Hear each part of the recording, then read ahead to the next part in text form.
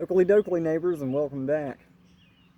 So, pretty frequent question that I get asked is, how did you get into mushroom farming? What got you started? What piqued your interest? So I'm going to speak a little bit about that today.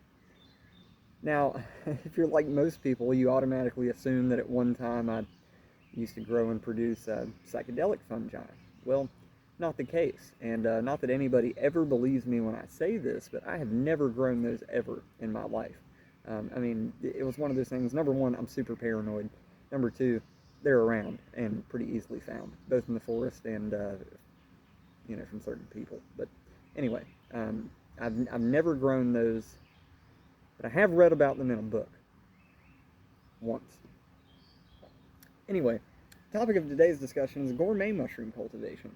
And I'll tell you exactly how I got started. I was perusing YouTube one day, and I believe I came across one of Eric Meyer's videos. And I said, wow, that's really cool. Looks really complicated. Have no idea how that's done. But, so that kind of got me interested in it.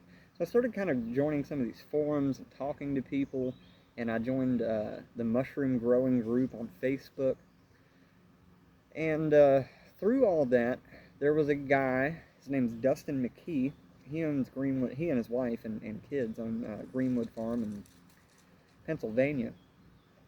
And he was producing, little at-home kitchen countertop grow kits or whatever. And he actually had one that he was giving away. So, of course, I entered the giveaway, and I didn't win it. But I wound up messaging him, just to learn more and so on, and he gave me one for free.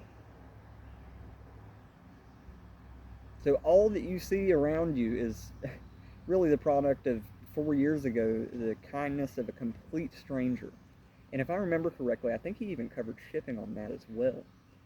So, Dustin, if you're watching this video, you have such a beautiful family and a lovely farm, and I'm so, so thankful for that favor that you did me. It changed my life, really. And I've told him 100 times. I've probably annoyed him to death by now, just telling him how much I appreciate that. But anyway, he sends this thing over, and it's like you've seen it. You guys have seen what I do. But his were round and it had a few holes cut in the side of it. And he said, listen, all that you do is you put this on a kitchen counter and you mist it with water. Wait for the mushrooms to come out. So I did that, and I watched them grow, and I was amazed at how quickly they grew, and just how cool they were. It was a blue oyster kit, Pleurotus austriatus barcolumbinus, for all you nerds out there. But anyway, he sends this thing over, and I watched it grow, and my goodness, I was just enthralled by this. You could literally walk away for an hour or two, and you come back, and they're almost doubled in size. It's insane. So anyway, I kept this thing for a while. I got maybe 2 or 3 harvests out of it, and ever since then, it just blew itself way out of proportion.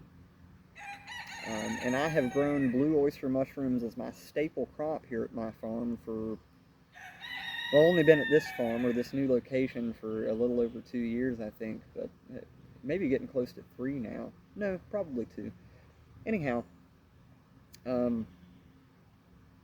yeah, from the moment I was introduced to these beings, I've been their caretaker, and they have rewarded me handsomely for it. And people love them. If you've never had a blue oyster mushroom, or an oyster mushroom of any kind, they kind of have a taste and texture that's reminiscent of like steak or beef. Goes great in anything but fruit salad. Amazing mushroom. Great culinary mushroom. So anyway, and for the record, I don't grow mushrooms in this greenhouse. This is just full of cacti.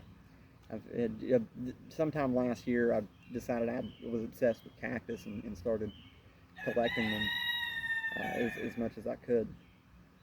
But let me show you around. Let me show you what all that is spawned. You guys like my dad joke there? So I'm getting kind of up there. I'm turning 30 in a little over a year.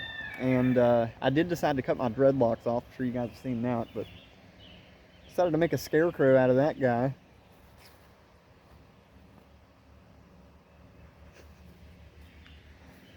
So anyway, let me show you the garden first. So here's the garden. And we've tilled up a bunch of spent mushroom fruiting blocks, and there's mushrooms popping up all over the place. If we go over here to my little wildflower patch, you can see even clearer. See all the mushrooms coming up. And I came out and I did a little bit of harvesting this morning, but there's blue oysters out here. Look right here. Still growing these things to this day. So, Mr. McKee spawned or created a monster, and yeah, I've been doing it ever since. So this is my steam sterilizer barrel, newly rebuilt this year, and so this is where we do all of our bulk substrate sterilization. One of these days I'm going to make a video about how exactly this is made, and how we run it, how it works, and all that other fun stuff. This is an autoclave, very expensive piece of equipment, but very, very useful. So this is where we sterilize all of our grain and stuff like that. Used to use cheap little pressure cookers, but this guy is amazing. I would recommend one to anyone who can afford one. So this is my flow hood. This is a 2-foot by 4-foot flow hood, custom built. And I made this with some help from one of my friends, Mr. David McKee. And I know you watch my videos, so hi David. Good to see you. You should really come down to the farm sometime. I'd love to feed you, or you know, just chit chat, or see you again. It's been a couple of years. Anyway, he made this in his wood shop, and honestly, he did most of the work for it. I was very busy at the time, and he took me to the store to go get lumber, and he helped me build it, and did a really bang-up job.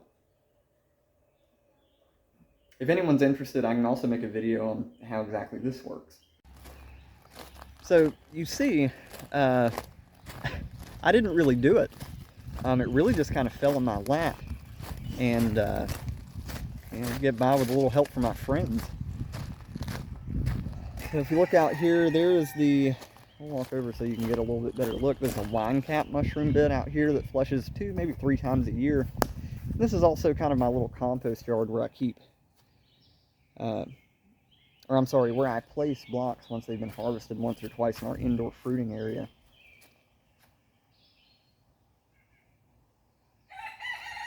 And you can see here, there's actually some golden oyster mushrooms that have overwintered, didn't produce at all from probably September through March, and then once temperatures, you know, rose again and started producing again. The golden oysters are extremely voracious and a very good producer. We also have lots of outdoor fruiting logs, most of which are shiitake. I used to do shiitake indoors, but I was finding results to be incredibly inconsistent, and finally got away from that.